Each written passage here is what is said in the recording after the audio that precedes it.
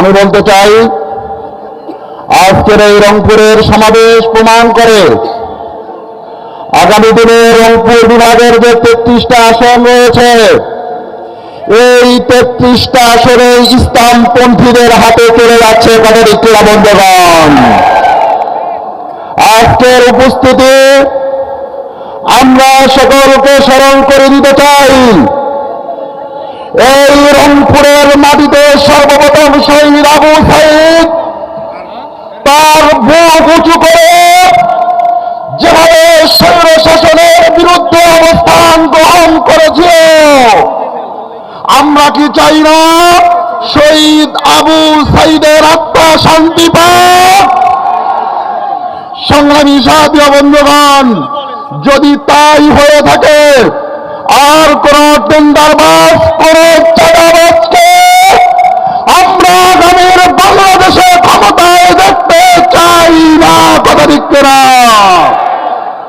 আজকে আমরা বলতে চাই, বাংলাদেশকে নিয়ে 24-এর অভ্যুত্থানের পরে যেভাবে সিনেমি রাখা হচ্ছে, আমরা দেখতে পাচ্ছি খুনি হাসিনা সহ তার দোসররা যারা হয়েছে, তারা আইন আদালতের ফাঁক ফোকর দিয়ে আজকে তারা বেঁচে যাওয়ার চেষ্টা করছে। কথা ঠিক না?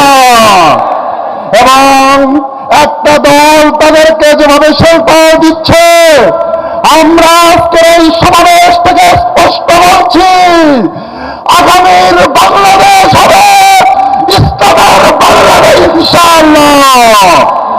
সংগ্রামী সহযোদ্ধা বন্ধুগণ, আজকে আপনারা নিশ্চয়ই জানেন, এই অঞ্চলের মানুষ বারবার আওয়ামী লীগ, বিএনপি, জাতীয় পার্টিকে ভোট দিয়ে বারবার ধোঁকা খেয়েছে। কথা ঠিক কিনা বন্ধুগণ?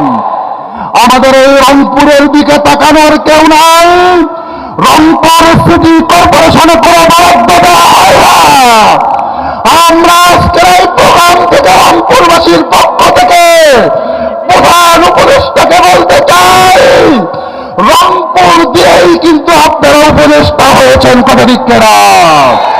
আমরা লক্ষ্য করছি রংপুর বারবার উপেক্ষিত হচ্ছে, এবং একটা কথা না বললেই না, রংপুর থেকে কোনো উপদেষ্টা কিন্তু উপদেষ্টা পরিষদে নাই। আমাদের রংপুরবাসীকে সিদ্ধান্ত নিতে হবে, আগামীর সংসদে ইসলামপন্থীরা কালিমা লা ইলাহা ইল্লাল্লাহর পতাকা উড্ডীন করবে। আমি 8 দলীয় জোট নেতৃবৃন্দকে বলতে চাই, রংপুর যেহেতু কারাবদলী জনপুরী রহমতুল্লাহ আলাইহির পুণ্যভূমি, আমরা চাই এই রংপুরে একটা অবস্থান তৈরি করতে। আজকের সমাবেশ প্রমাণ করে আগামী দিনে আমাদের নেতা পীর সাহেব চরমনাই বলেছেন, আপনারা বলেছিলেন যে আপনারা সকল ইসলামিক দলগুলো এক হয়ে আছেন। আমি রংপুরবাসীকে বলতে চাই, আমরা এখন এক হয়েছি, এখন আপনারা ভোট দিবেন কিনা বলেন। আগামী দিনে রংপুর এক বক্স নীতির মাধ্যমে আমরা রংপুর সহ সারা পৃথিবীকে জানান দিতে চাই, রংপুর হবে ইসলামের ঘাঁটি ইনশাআল্লাহ। সংগ্রামী সহযোদ্ধা বন্ধুগণ, আজকে আমাদের 8 দল যারা আমরা এক হয়েছি, আমাদের ঐক্যবদ্ধ থাকতে হবে, ভুলে গেলে চলবে না। আমাদের মধ্যে যদি ঐক্য বিনষ্ট হয়, আমাদের মধ্যে যদি সম্প্রীতি না থাকে, তাহলে কিন্তু অন্যরা সুযোগ দেওয়ার চেষ্টা করবে। কথা ঠিক কিনা? এ কারণে সকলের সুস্বাস্থ্য এবং দীর্ঘায়ু কামনা করে আগামী দিনে রংপুরে ভোট বিপ্লবের মাধ্যমে আমরা চূড়ান্ত বিজয় অর্জন করতে চাই। আখির দাওয়ানা আলহামদুলিল্লাহ রাব্বিল আলামিন।